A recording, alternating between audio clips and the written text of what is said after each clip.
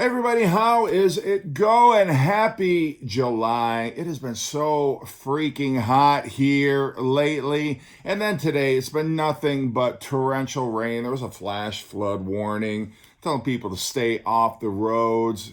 Don't drive into a massive lake because I actually got an email from my work being like, if you're out on the road, don't drive into a huge, gigantic pool of water, which fortunately on my way home, I did not encounter any real heavy flooding, so I am grateful for that. But anyway, I'm definitely looking forward to this weekend, getting together with all the guys. Again, the annual vinyl community get-together. I don't know if there's even a name for it, but it's hosted by MGK Mike, MGK Buffalo, formerly MGK Boston. We had such a great time last year. I am definitely looking forward to this year's get-together. But I wanted to do a quick video before I left town and just show some recent vinyl pickups that I got. The first is some VCLT, and this is one of my subscribers.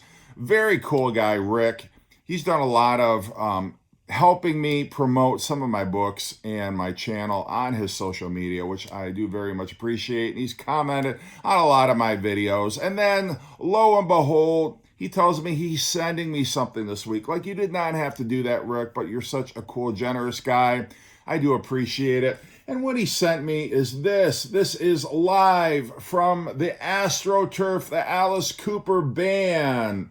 And this was their reunion. I don't know if it was a tour or just a one-off concert. Honestly, I would have to look it up. But this is a limited edition live album. It's got Caught in a Dream, Be My Lover, I'm 18, Is It My Body, No More Mr. Nice Guy, Under My Wheels, School's Out, Elected, and Desperado. Got a very cool gatefold there. And it is a limited edition, only 6,000 pressed. I think I got 2,769. So I'm very happy to have this as part of my collection. In terms of Alice Cooper's career, I'm really more of an Alice Cooper Band guy. I didn't get too much into Alice Cooper after the 1980s. I think the last album I've got on vinyl is Dada, maybe. And if I saw Trash or if I saw Constrictor or one of the other ones in a record store, I would pick it up. But they, for whatever reason around here at least, seem to be hard to come by. So I just don't have them as part of my collection. But anyway, I digress. I love the 70s Alice Cooper Band. So this is right up my alley. Thank you so much, Rick. I am looking forward to spinning this. I'm going to do it right after I film this video. Other stuff that I picked up over the last week, and this isn't anything from a record store. It's just stuff that either I got online or whatever. But this is Summer Teeth by Wilco, their third studio album. This is them kind of breaking out of that alternative country mold. Jeff Tweedy, of course, was part of the band Uncle Tupelo, and then they broke up and he formed Wilco. And this is a little poppier than I think many of their other releases are.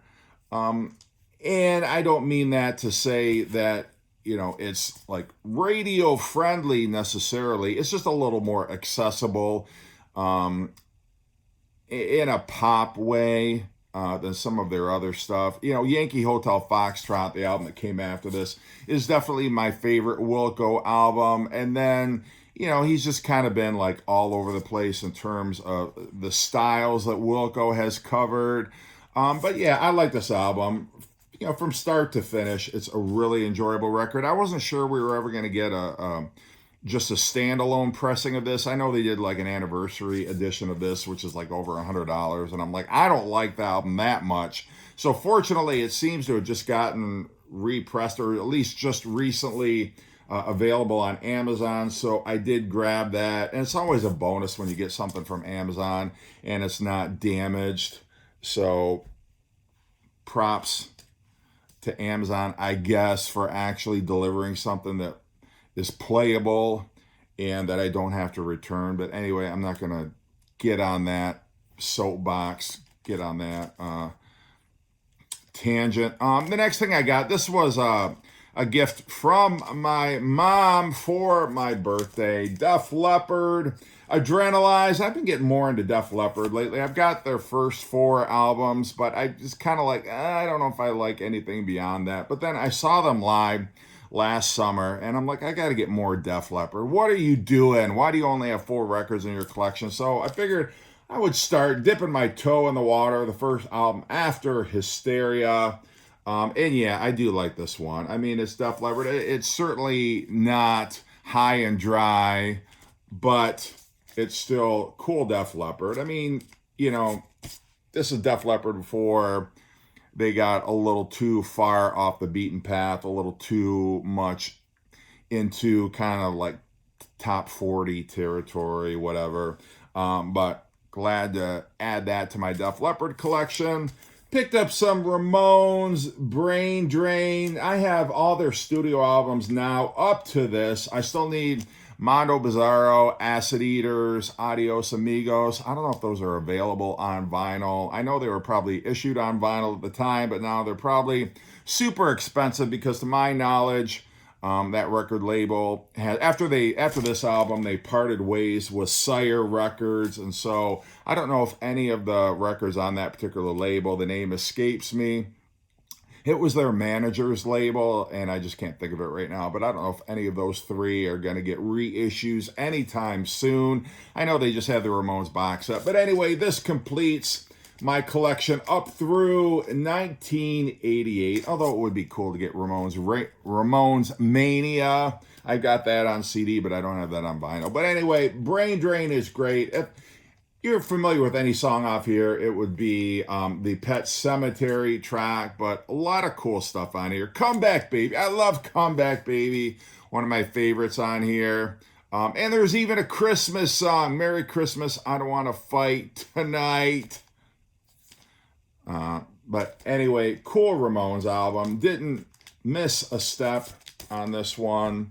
Happy to have that. And then I got a couple Death Cab for Cuties on vinyl. They've got all their records available for reissue. Many people consider this their masterpiece. Transatlanticism.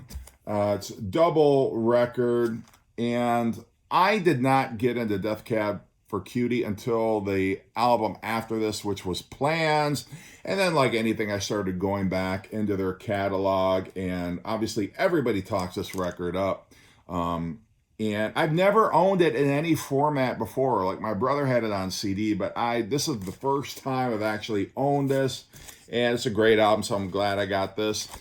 Then I got another album. I think this might be their second or third album, if I'm not mistaken. We Have the Facts, and we're voting yes. I had this on CD. As a matter of fact, I got it on vinyl. I'm like, what did I do with the CD?